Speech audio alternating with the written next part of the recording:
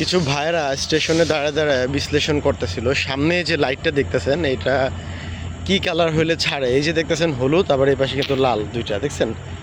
এখানে একটা বিষয় আছে, হলুদ মানে লাইন ক্লিয়ার, এবার ট্রেনটা ধীর গতিতে প্ল্যাটফর্ম ছাড়তে পারে। আর যদি গ্রিন হয়ে যেত সেই ক্ষেত্রে লাইন একদম ক্লিয়ার ও ওর নিজস্ব দ্রুত গতিতে ছুটে চলতে পারতো। আর লাল থাকলে তো বোঝেনি, লাল মানে থামুন।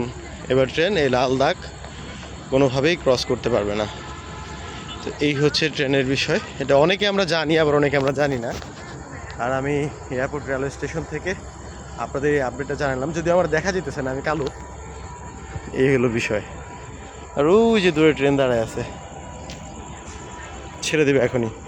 সে যে এখন হলুদ আছে মানে স্টেশন মাস্টার লাইন ক্লিয়ার দিছে, এখন ট্রেনটা ছাড়তে পারে, ছাড়ার জন্য প্রস্তুত। আর লাল থাকলে কোনোভাবেই ছাড়ার ক্ষমতা নাই। লাল মানে লাইন ক্লিয়ার না। আর হলুদ মানে যদি সবুজ থাকে, সবুজ মূলত স্টেশনে থাকে না, সবুজ থাকে মাঝ মাঝে। আপনারা দূরে দেখতে পারতেছেন কিনা, এইদিকে আমি জুম করে দেখাই, এই যে একটা সবুজ লাইট, ওইটা আবার একবারে কিন্তু ক্লিয়ার, লাইন ক্লিয়ার।